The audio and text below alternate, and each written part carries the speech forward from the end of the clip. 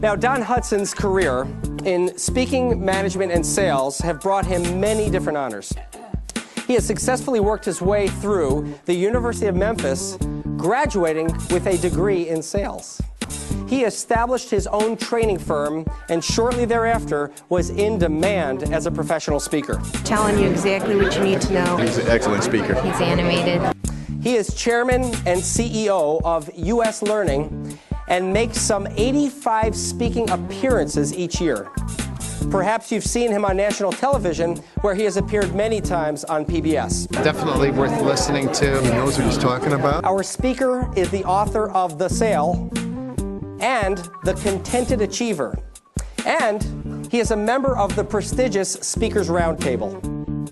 Don was elected by his peers to the presidency of the National Speakers Association, and he has received its Cavett Award as Member of the Year.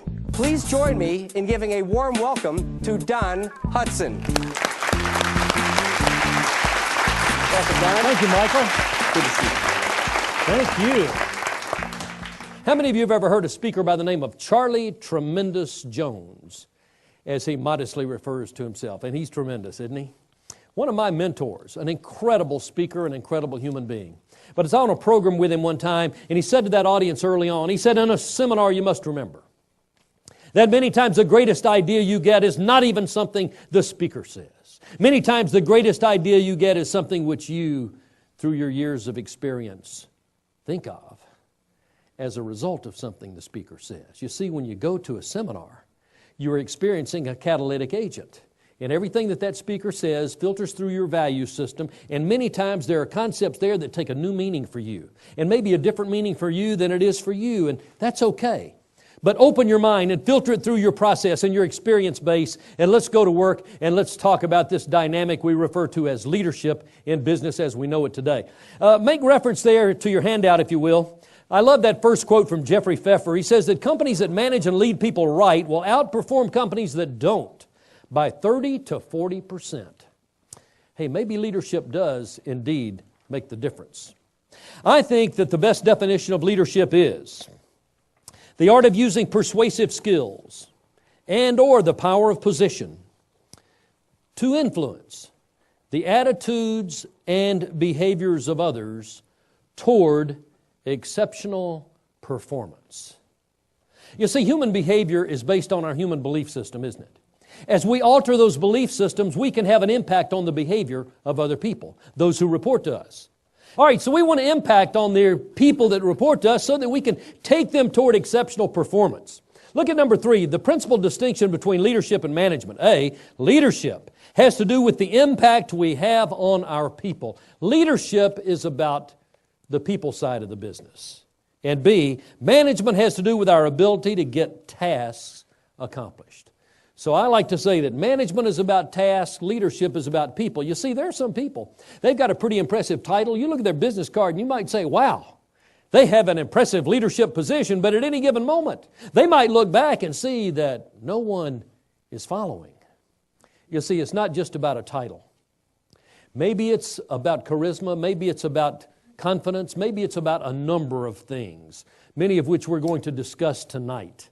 But I'd like to suggest to you that if we're going to be the best leaders we can be, we got to make sure that we are passionate about the process and we're doing everything in our power to make a difference and to have a positive impact on our people's performance. So how are we going to do that? Take a look at element B, if you will. The leadership challenge is, in today's environment of narrow profit margins and intense competition, there's a need for us to maintain close controls for profitability. You see, we got to watch the margins. In management and leadership positions, we are oftentimes judged by our ability, yes, to make our sales numbers, but to also make them at acceptable margins.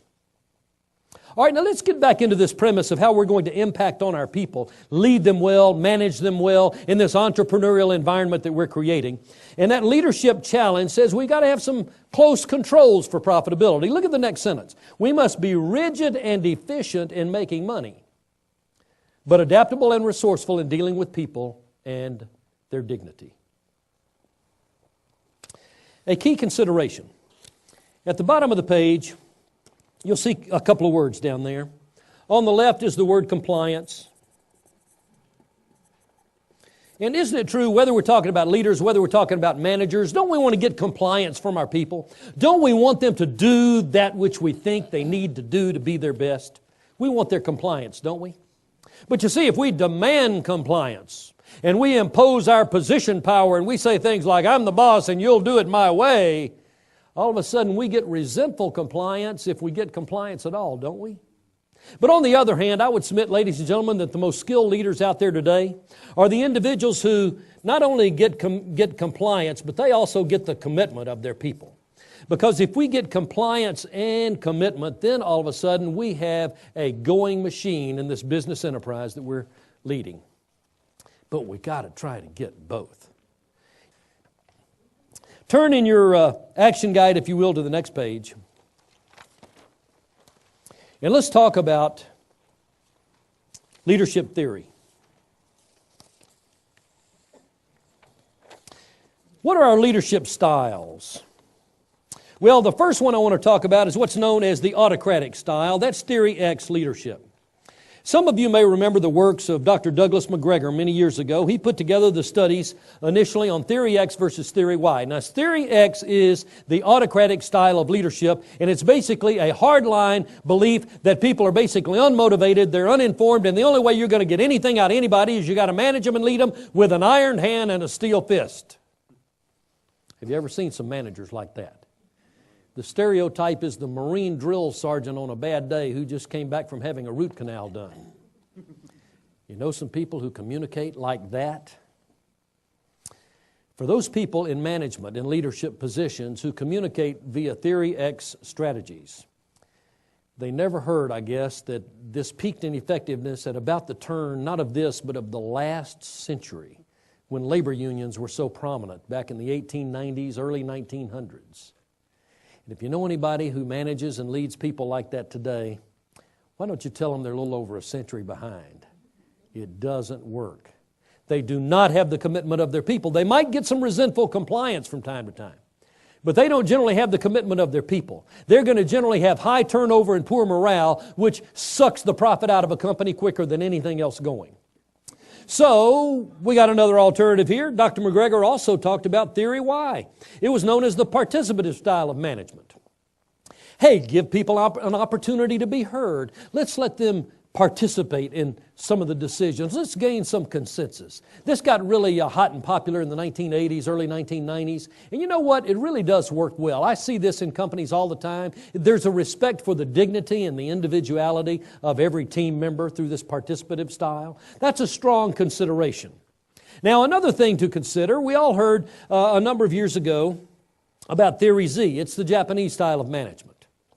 If you haven't read the book Theory Z, The Japanese Style of Management by Dr. William Uchi, I suggest you read it. I do not recommend that in our society we totally emulate what they're doing, but I do recommend that we try to get all the ideas we can from all the sources we can, and there's some good ideas in that book. I want to submit to you what I call Theory C. Theory C is the customer-focused style of leadership. Some people say, well, Don, wait a minute. I thought leadership was an issue between the leader and the team member. You know, it traditionally has been, hasn't it? I look at it like this. If we do a really great job of leading and managing our people and creating the kind of organization that honors the customer, you know, Peter Drucker said it well, the purpose of a business is to attract and retain customers. If we do a good job of attracting and a good job of retaining them, our profits are going to soar. But we've got to have the kind of leadership style that makes everybody in our organization know that that is indeed our highest priority. To make sure that we're figuring out ways to serve customers and to keep them coming back. Because if we do that, just about everything else falls into place pretty darn well organizationally. So I believe that we need to be customer focused, and we need to say some things like, leaders, it's not about you. Team members, it's not about you. It's about the customer. And what they think and where they're coming from and what their expectations are and what they want and what they're going to need as the future unfolds. Because it's with that degree of focus that all of a sudden we get energized, not about me, not about not about our organization. We get energized about the customers, who are ultimately all of our bosses anyway. So, How do we achieve that? Take a look in your notes. Let me give you some quotes to consider under point D. Number one, Ken Blanchard, very good friend. We're co-authoring a book right now, has a great idea. He says the most skilled and productive leaders in today's world are those who keep their people happy and productive. This results in our people keeping our customers satisfied. Now, friends, that's as simple as anything you're going to hear tonight, but it might also be as profound as anything we might discuss tonight. We keep our people happy and productive, they're going to keep our customers satisfied. Pretty good stuff. Now, think about point number 2. How many of you remember the name John Wooden? Who was John Wooden? Anybody? Yes, sir. UCLA basketball coach, like, was it 10 national championships? His track record was unbelievable. John Wooden wrote a book entitled They Call Me Coach. It's a wonderful book. My favorite line in the book is the quote I've got here on number 2. John Wooden said, when coaching, I preferred playing against an A team with a B coach than playing against a B team with an A coach. Wow. Does that not say that leadership makes the difference? It truly does. J. Beecroft had a wonderful quote. He said, remember that your people will respect not only that which you expect, but that which you inspect. And he's not recommending micromanagement, but he is making a point that we need to monitor performance standards. Now, let's go into what Theory C leadership style is about. I'd like to give you some of the components that I think collectively will make for a very powerful means of leading and managing people. Number 1 is communicate as the highest of priorities, the importance of all team members, making and keeping customers happy. Now, if that's our highest priority, that in and of itself is going to provide a payoff for us. Number 2, walk around, interact. Be available.